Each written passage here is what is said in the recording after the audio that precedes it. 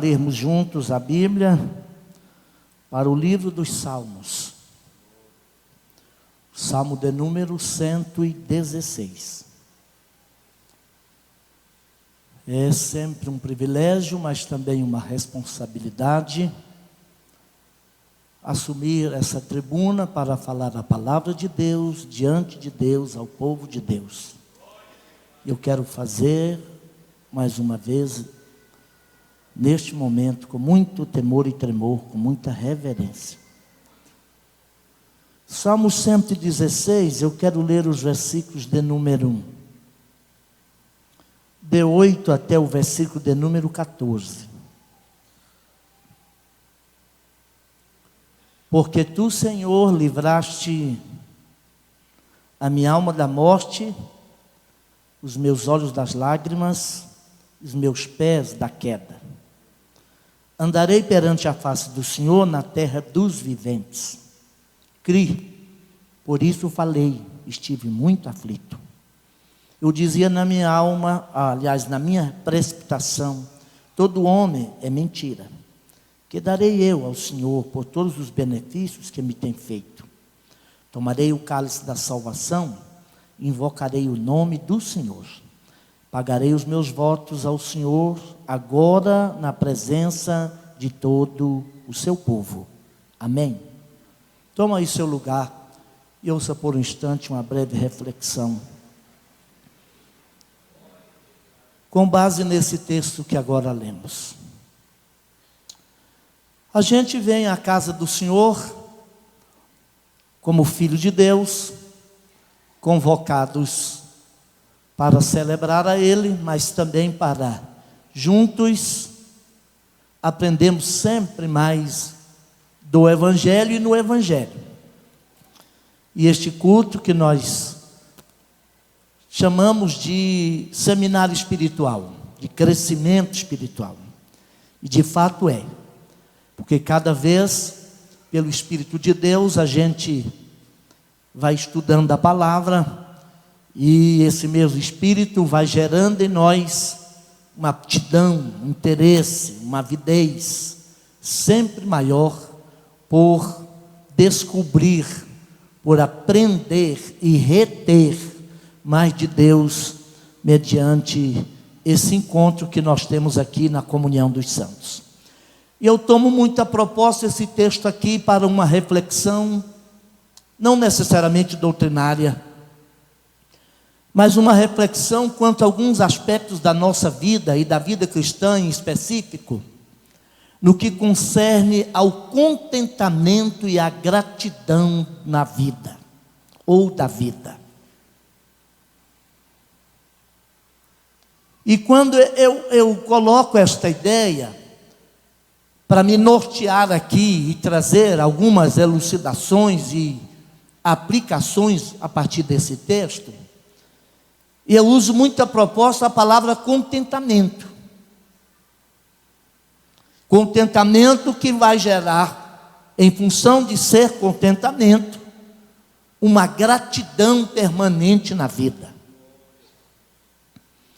Nós vivemos tempos de exagerada crise existencial, em que o homem, conscientemente ou não, eu digo homem no sentido genérico, no sentido de raça humana, ser humano, por ter afastado de Deus e alguns até anulado Deus de suas vidas, perderam o sentido da existência. E por ter afastado do Senhor, o Criador e mantenedor da vida, imaginaram poder encontrar o contentamento e a satisfação plena na existência, nas coisas que são em si mesmo boas e legítimas, mas não podem necessariamente satisfazer plena e objetivamente a nossa alma, nosso ser. E aí este salmo, dentre outros, e muitos outros textos da Bíblia, vai deixar claramente colocado para nós que Deus não dá necessariamente o que Ele tem. Deus dá sobretudo o que Ele é. Porque quem não tem Deus como o bem maior da vida, ainda que consiga ter tudo dele, e Ele tem muito a nos dar, de repente não consegue a satisfação, a plenitude, o contentamento na existência. E às vezes as pessoas, por ter afastado de Deus, a vida ficou vazia. E paradoxalmente, enquanto mais vazia a vida, mais pesada ela fica. Quanto mais vazia a vida, mais pesada ela fica. E aí Davi, neste salmo, que é parte da coletânea dos salmos, está aqui dentro do 4º livro dos salmos. Os 150 salmos que nós temos na Bíblia, na escritura hebraica, está dividida em 5 livros. E este salmo aqui em específico está dentro de uma coletânea de salmos chamado de Halel, que vai do 103 ao 118. E eram salmos cantados nas festas anuais dos judeus em Jerusalém, especialmente aquelas 3 principais festas: a da Páscoa, a do Pentecostes e a do Tabernáculo. E este salmo em específico era cantado na Páscoa. Este é aquele hino que eles cantaram lá na Páscoa, está registrado em Marcos, também em Mateus. E tendo cantado o hino, uma versão diz, foram para o monte, o jardim do Getsemane. Este era o hino cantado na Páscoa, o Salmo 116. E Davi, pelo Espírito de Deus, está nos chamando aqui algumas verdades que eu preciso aprender, não só no sentido de memorizá-las, no sentido de decorá-las, mas no sentido de retê-las na alma, para que a vida não se torne tão cansada, para que nós encontremos na nossa existência, apesar dos pesares, o contentamento, a satisfação, e não percamos de vista, talvez a mais nobre das aptitudes, das virtudes, que pode ser alimentada, exercida por um ser humano, é a atitude da gratidão. Da gratidão. O mundo hoje, em função desse vazio, de certa forma até entre nós, o mundo evangélico, aí eu estou dizendo de forma bem lata, deixamos nos cativar, nos levar, nos conduzir, nos enredar por uma visão cristã de exagerada reivindicação.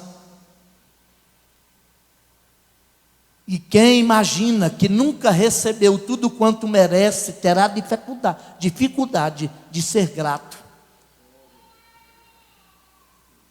E quando eu não tenho a atitude de ser grato pelo que eu já tenho, a tendência é fechar o meu coração, viver ilusoriamente do que não tenho, e acabo por desperdiçar o que já tenho. Porque quem não está contente com o que tem, nunca ficará feliz com o que quer. E esse tipo de atitude nos leva a viver da falta e desperdiçar a posse. E eu estou introduzindo aqui, quero aplicar 3, 4 verdades desse texto nessa breve reflexão, para que nós entendamos que, embora talvez você, nem mesmo eu, tenhamos tudo que gostaríamos de ter, não vimos ainda realizado todos os sonhos que almejávamos e almejamos alcançar, mas esse Deus provedor já nos deu tudo de quanto precisamos para existir. Bendito seja o nome do Senhor. A alegria e a gratidão e o contentamento com aquilo que já sou e tenho em Deus é combustível necessário para eu continuar lutando por aquilo que quero. E na fé em Deus nós iremos alcançar, mas sem perder de vista o que Ele já nos deu. Este salmo é também o grito da alma solitária de um adorador em meio ao culto coletivo. Eu contei nesse salmo, que não é tão longo. É um salmo, deixa eu verificar aqui, 19 versículos. Tem 31 formas verbais na primeira pessoa do singular. Davi chama para si. E aqui eu coloco a primeira verdade pela aplicação. Nós servimos a um Deus, eu só estarei contente, alcançarei o contentamento e viverei e praticarei a virtude da gratidão quando eu ter na minha consciência, bem gravado no profundo do meu coração e da minha alma, a ideia e a certeza, a convicção de que tipo de Deus eu sirvo. É um Deus que criou e mantém todo este universo, mas é um Deus pessoal, de relacionamentos. Eu acho isso fantástico, porque as religiões por aí, desde que o homem transita e peregrina por esse velho e cansado planeta Terra, fala de Deus e deuses, sempre com uma ideia abstrata, alguma coisa longínqua, um ser assentado na sua transcendência inacessível. Não, o nosso Deus é Deus presente, é Deus do vale da angústia. Ele caminha na história da nossa vida, Ele é um conosco, Ele é Deus Emanuel, é Deus que, não obstante o seu eterno poder, quando quis chegar perto da gente, Ele vestiu a nossa pele, calçou o nosso sapato, transitou a nossa estrada, na nossa estrada, para ser abençoador da nossa vida. Nós precisamos voltar a pensar mais sobre Deus. Deus não pode ser meramente uma ideia, nem mesmo circunscrito, limitado, reduzido a um poder, a uma força. Esse Deus é um ser pessoal. Ele está aqui esta noite, na pessoa bendita do Espírito Santo. Ele conhece a sua necessidade, sabe qual é a sua demanda, e Ele está aqui para tocar sua vida, restaurá-lo e fortalecer você. Pode ter que crer nisso. Por isso que nesse salmo Davi chama para a primeira pessoa do singular. Ele falou o seguinte: eu criei. Olha aqui, criei, por isso falei. O grande problema é que isso traz implicações muito sérias para nós como crentes. Se esse Deus é pessoal, a nossa relação de fé com Ele não é meramente a absorção de um conteúdo de verdades, é parte, mas a nossa fé, essa fé que traz contentamento, precisa desembocar em relacionamento, gerar em nosso coração, gestar na nossa alma aquela convicção. Está lá no Salmo 100 também. Sabei que o Senhor é Deus. O problema é que nós não estamos sabendo mais. E esse saber é muito por informação. Embora a informação seja o começo, necessário até, mas ela precisa caminhar para a experiência pessoal.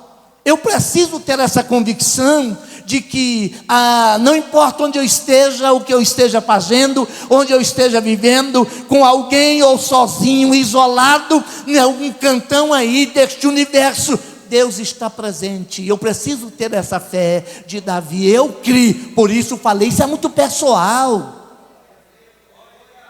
Nós precisamos trazer Deus para a experiência da vida, para a pessoalidade, para a nossa relação pessoal, para não vivermos muito dependente das experiências do Deus dos outros, do Deus que é contado nas histórias, um Deus que não consegue saltar da página das Escrituras e encharcar a alma de alegria, um Deus que não consegue saltar das páginas da história e atingir o coração, ora, e levar os nossos olhos às lágrimas, porque a gente sabe que Ele está presente. A gente precisa disto.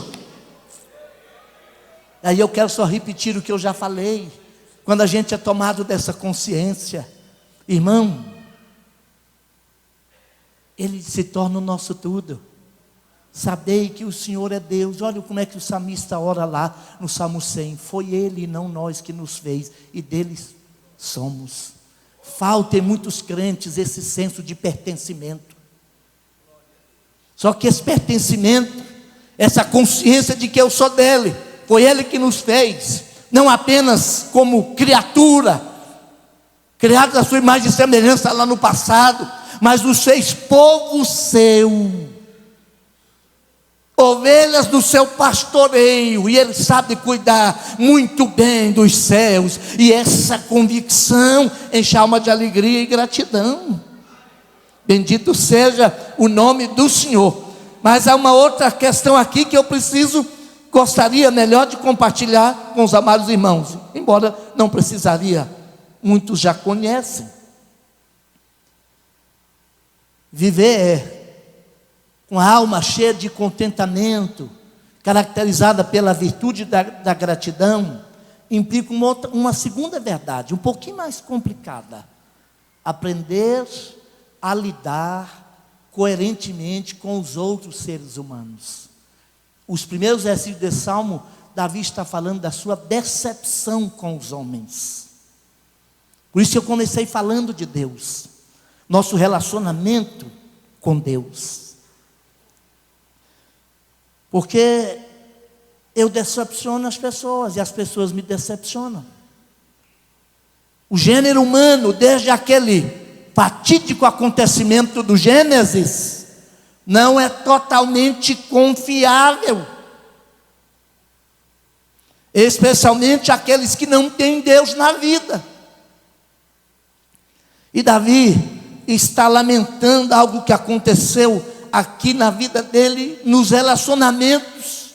E a gente sabe a história da vida de Davi, um sujeito feliz, até porque muitos dos salmos aqui constantes nas escrituras foram compostos por ele, ou foi composto por ele.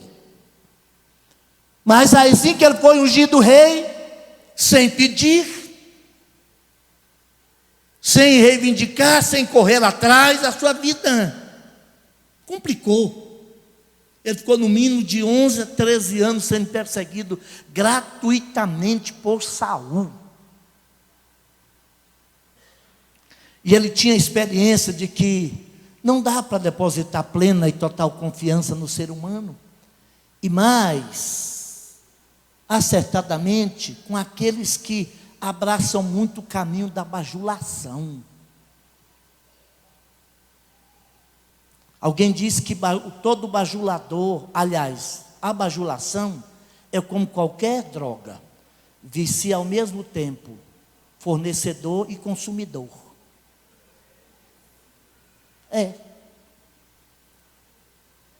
Alguém disse que o bajulador é como uma fera. O maledicente pode parecer-se mais com a fera indomada, e o bajulador com a fera domada, domesticada, mas continua fera. Maquiavel, lá no Seu Príncipe, ele diz que cuidado com o bajulador, eles são como o carvão, aceso te queima, apagado te suja.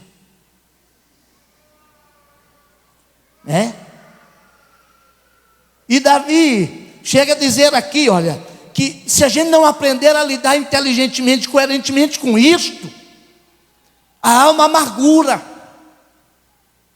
a gente perde a capacidade de viver feliz e contente. Ele chega a dizer aqui, olha, lá no versículo de número 6, aliás o 7, ele chama a sua alma: volta minha alma ao teu repouso, pois o Senhor te fez bem. Volta minha alma ao teu repouso, porque tu, Senhor, livraste a minha alma da morte, os meus pés das lágrimas, os meus olhos das lágrimas, os meus pés da queda. Andarei perante a face do Senhor na terra dos viventes. Então, a gente precisa aprender a lidar com isto. Amar as pessoas, mas viver, relacionar com mais inteligência com elas. Não deposite ou não faça do presente sistema humano, de nenhum ser humano, a fonte da sua alegria e do seu prazer. Deixa a fonte do seu contentamento ser Deus Jeová, o Deus que conhece e protege todas as coisas.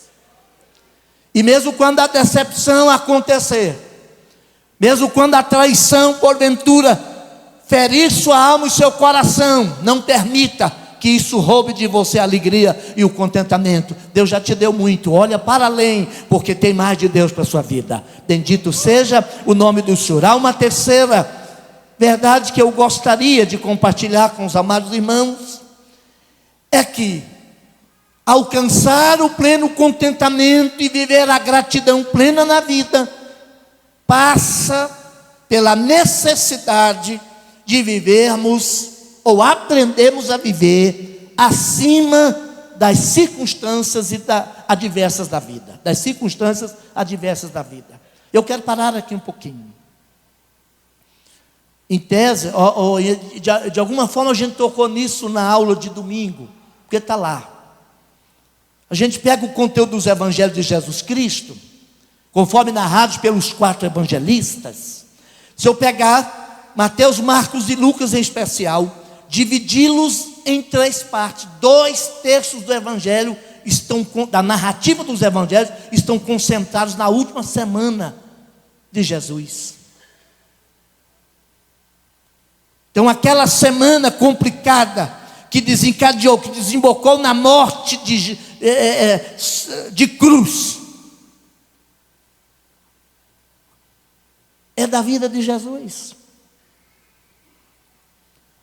Nós estamos criando uma cultura, eu digo nós mundo, de malemolentes, gente que não tem a fibra do enfrentamento da vida, pessoas que quase põem um adesivo não vou dizer outro nome, na testa, dizendo: coitado, cuidado comigo, eu sou muito sensível.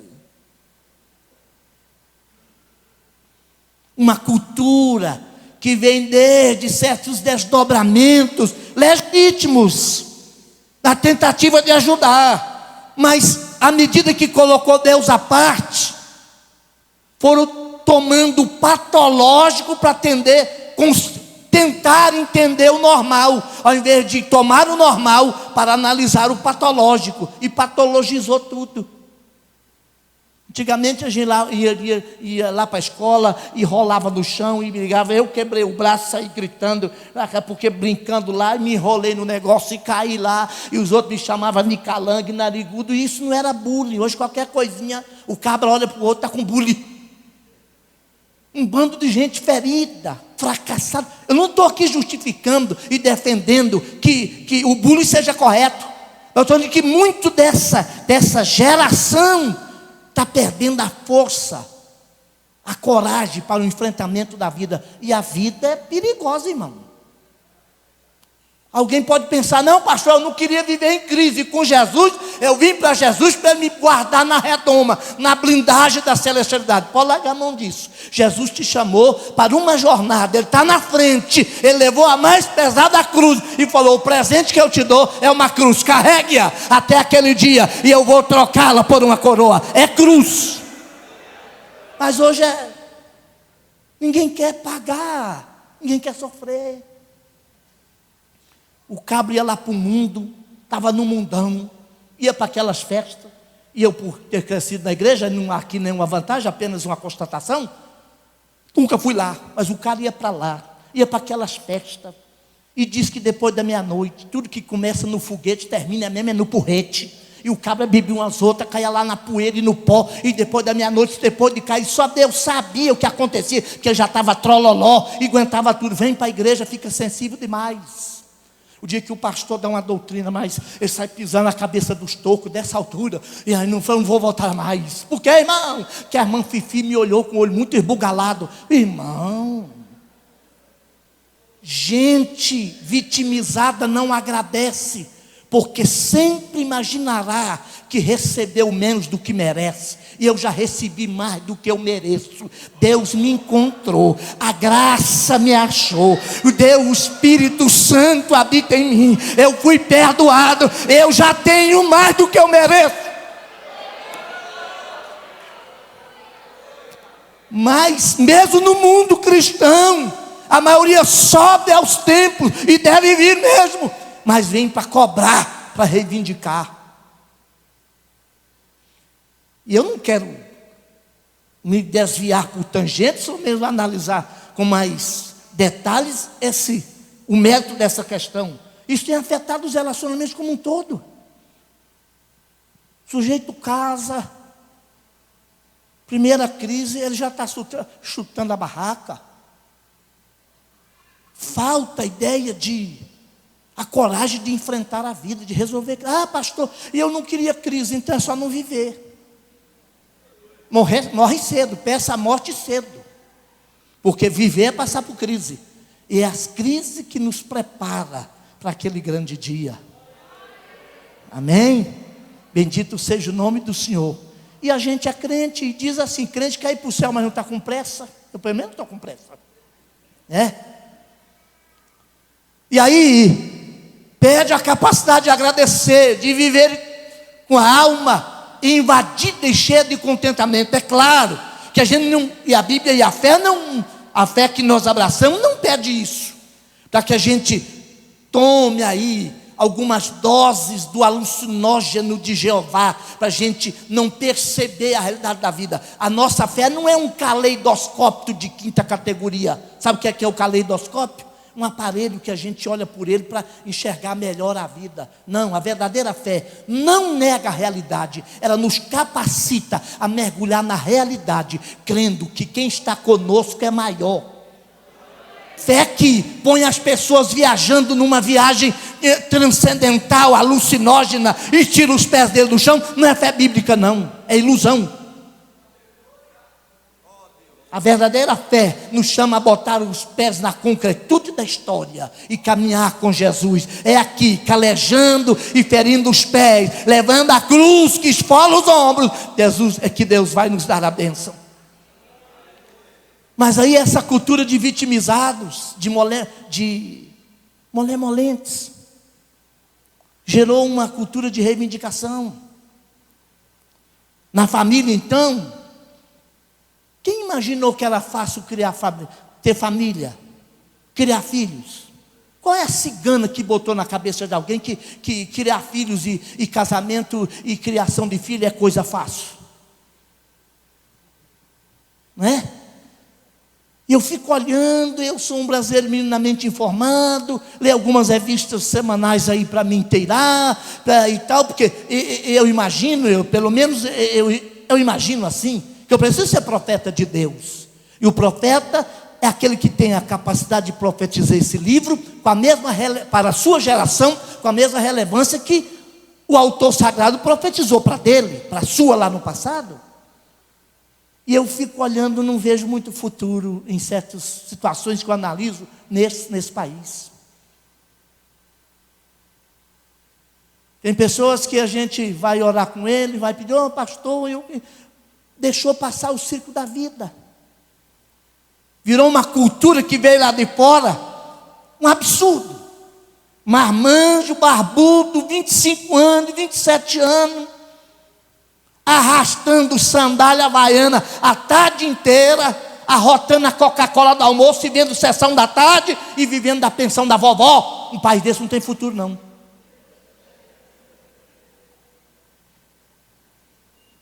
Eu estava ouvindo ontem parte da bonita história da pastora Neuza. Hoje, essas pessoas estavam culpando Deus e todo mundo, ao invés de reagir, de lutar, de correr atrás. Não é? Elas imaginam que tudo vai chegar pronto, que Deus vai mandar um anjo lá dos céus, trazer tudo prontinho num pacote, com um papelzinho amarelo, fitinha dourada, e deixar no criado mudo enquanto ele dorme, o sono da preguiça e da negligência. Não, irmão. Deus tem muito para nós, bênçãos e promessas extraordinárias, mas tudo que Deus tem para mim e para você, precisa ser conquistado. Ele dá no sentido de que eu não posso causá-las, só vem da graça e da mão dele, mas não cruza os braços não. Deus falou para Israel, né? Josué, olha a terra lá, ó, que eu dei, até conjugo o verbo lá no passado. Mas se Josué tivesse ficado lá esperando o anjo conquistar, expulsar cananeu, nunca teriam tido um palmo de posse naquela terra. Sabe o que significa? Trabalho. Deus é pelo trabalho. Você pega Gênesis capítulo 2, antes da queda, Deus falou assim: olha, Adão, eu vou plantar um jardim no Éden para você. A gente chama o jardim do Éden. É do Éden porque ficava no Éden. Mas antes do pecado, todo mundo era o Éden. Éden significa paraíso. Paradisos é o termo que o grego utilizou para traduzir Éden. Era o universo todo. Dentro daquele grande universo, Deus ainda plantou um jardim. Plantou o Senhor Deus um jardim no Éden. Falou para Adão: lavra a terra e cuida dele. A gente pensa que o trabalho resultou do pecado. Não é não, irmão. O ócio é que é resultado do pecado. O trabalho é bênção de Deus. Antes da queda, Deus ordenou o homem trabalhar, cultivar o jardim e cuidar dele. Está lá em Gênesis capítulo 2. O que estou colocando isso aqui? Porque de repente, por mudarmos essa compreensão, conscientemente ou não, a gente se deixa esmagar facilmente sobre o peso de qualquer adversidade e não tem força e graça, garra para enfrentar as circunstâncias difíceis da vida. Deus é tão bom que quando a gente tem mais, é Ele quem dá. Mas quando a gente tem menos, Ele sustenta do mesmo jeito. Porque quando a gente tem Deus, eu iniciei dizendo que Deus não dá necessariamente o que Ele tem, Deus dá fundamentalmente o que Ele é. E quem tem Deus, irmão, o resto é resto. Você pega o salmista Davi: o Senhor é o meu pastor, ponto e vírgula, nada me faltará. Não tem E aí. Eu tenho em casa 48 versões diferentes da Bíblia. Nós é por a força do hábito, lemos com o olho, mas geralmente não lemos com a massa encefálica. Os neurônios, como eu falei domingo, estão em ponto morto. O cérebro ficou em casa. A gente toda vez que lê: o Senhor é meu pastor, nada. Davi não está somando e nem concluindo nada, porque o só pode ser uma conclusão, ou uma conjunção aditiva ou conclusiva. Não está lá. Sabe o que Davi está dizendo? O Senhor é o meu pastor, o resto não me importa. Porque quem tem o Senhor como pastor da vida, tem tudo. Amém? E aí a gente precisa aprender isso, a descansar em Deus. Olha, para o homem de Deus, as circunstâncias, as adversidades da vida e as circunstâncias difíceis nunca são problemas, são oportunidades de ver Deus trabalhar. Eu li a biografia de um homem de Deus, aquilo me tocou profundamente o coração. E ele passou por tanto sofrimento. Uma das frases que pensei de lá, e já faz uns 12 anos que eu li esse livro, e está aqui na minha mente até hoje. Ele diz o seguinte: circunstâncias, que são elas? Senão a maneira de Deus operar milagres anonimamente. Quando Ele não aparece, este dia, nas circunstâncias que você viveu aí, você não percebeu, mas Deus estava operando milagres para te livrar, para te dar a capacidade de respirar, para te dar o privilégio de subir a esta casa hoje, para chegar em casa e encontrar seus filhos, sua esposa, encontrar um cafezinho quente. Olha, Deus trabalha, circunstâncias é a maneira de Deus operar milagres anonimamente. Então vamos agradecer a Deus, vamos ser gratos. Quarta e última, eu encerro aqui. Viver cheio de contentamento e com a alma apta para agradecer, passa também pela necessidade de reconhecer quantos benefícios nós temos recebido. E está ligado com o que eu disse há pouco. Toda a cultura da cobrança, da reivindicação exagerada, nunca vai imaginar ou admitir que recebeu o suficiente. Vai querer sempre mais.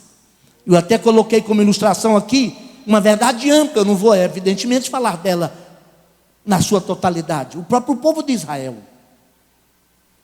Gente que viu a mão poderosa de Deus estendida, operando milagres, enquanto o Egito estava em treva, Gósen tinha luz, quando animais morriam lá, aqui tinha preservação, Deus abriu o mar, Deus tirou a água da rocha, Deus mandou maná.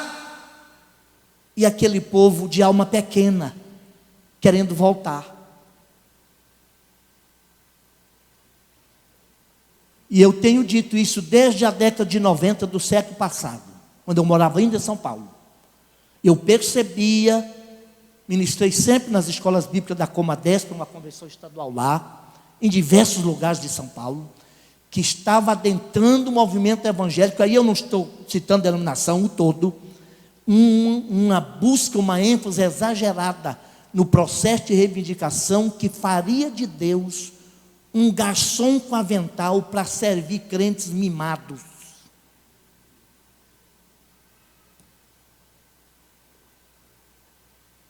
Quem dá birra é criança. Eu não preciso do pirulito espiritual todo dia para vir ao culto. Mas tem crente que, se ele não tiver o pirulitinho espiritual para sair lambendo os beiços, me perdoe a palavra, ele sai emburrado do culto. Nós não podemos viver isso. Nós já temos muito. Sabe o que Davi falou assim? Olha, que darei ao Senhor pelos benefícios que ele me teve. Então, primeiro reconhecia, eu tenho o benefício que o Senhor me tem feito. Oh, coisa extraordinária.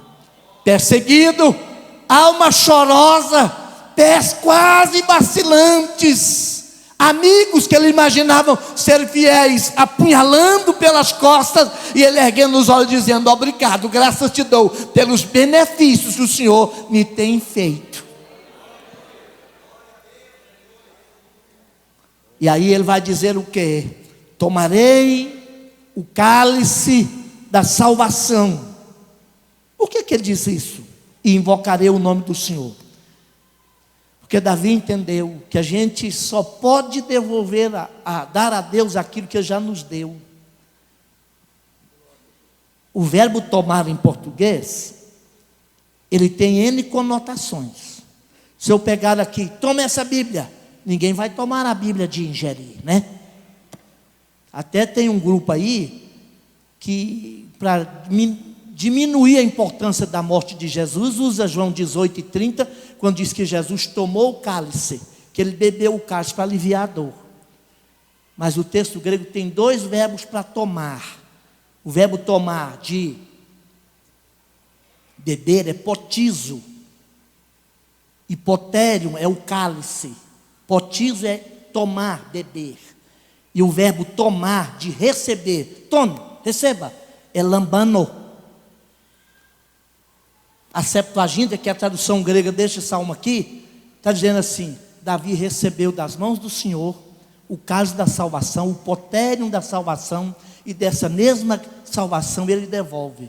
Deus não pede nada de você além daquilo e na proporção do que Ele já te deu. Fique em pé em nome do Senhor Jesus. Nós precisamos resgatar na nossa vida pessoal e no seio da igreja do Senhor Jesus esse espírito de contentamento. Pastor, o senhor falou uma palavra dessa na época de crise, eu perdi o emprego. Eu estou para você. Certamente você não foi o único, muito menos o primeiro, e nem será o último. Daqui para o futuro outros também perderão. Ah, meu casamento está em crise. Você não é o primeiro e nem será o último. A gente precisa abrir o coração e pedir: Espírito Santo de Deus, encha a nossa alma de contentamento. E eu gosto disso porque Davi falou: tomarei o que? O cálice da salvação. Quem nos deu? Ele mesmo, eu recebi. E invocarei o nome do Senhor. E aqui na frente ele vai dizer: cumprirei os meus votos.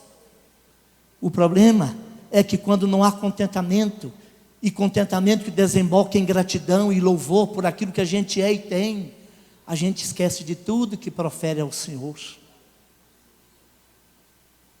Você pode pedir, Ele é Pai que te ama, Ele é Deus que cuida dos seus. Continue pedindo. Jesus falou: batei, batei, abri-se-vos-á. Buscai e achareis. Pedi e dar-se-vos-á. Mas vamos pedir ao Senhor que nos dê contentamento. Se você não tiver mais nada para agradecer, antes de você colocar a cabeça no travesseiro e tentar conciliar o sono daqui para 23 horas, dá uma olhada para esse dia. Você imaginou quantas milhares de pessoas deste imenso planeta lutaram para não morrer hoje? Uma bala perdida, um acidente, estar no lugar errado, na hora errada, para um imbecil terrorista qualquer neste mundo aí, um míssil que caiu. Quantos chegaram na porta de um ambulatório médico, de uma emergência, e lutaram, gritaram, e agarraram ao último fio, mas não conseguiram chegar. Deus te deu esse dia, 20 de setembro, e deu a mim também. Vamos ser gratos a Ele.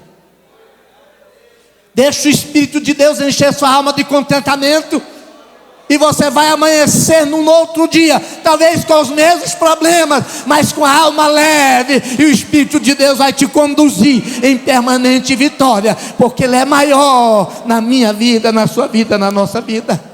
Pai, graças te damos, aleluia, aleluia, aleluia. Nós louvamos o teu nome, porque a nossa alma se encheu de alegria pelo dom da salvação, pelo perdão dos nossos pecados, e agora a gente pertence a ti, e sendo teu, nada nos toca, nenhum maligno nos toca, porque a nossa vida está escondida com Cristo em Deus. Obrigado, Pai, porque nós temos da tua mão a provisão necessária para continuarmos existindo. Derrama em nosso coração, não só hoje, mas ao longo da jornada da vida, um senso de contentamento, que a nossa alma possa levitar de alegria diante de ti, por todos os benefícios que da tua mão tem nos alcançado. Ser com cada um de nós e dê-nos a graça de sermos gratos, porque esta é a virtude que o teu Espírito quer encontrar em nós, neste mundo de cobrança, de reivindicação, de reclamações, de murmuração. Nossa alma está cheia de gratidão. Obrigado, nós te amamos e vamos servir-te e seguir-te até o dia final, em nome de Jesus. Obrigado, queridos, estamos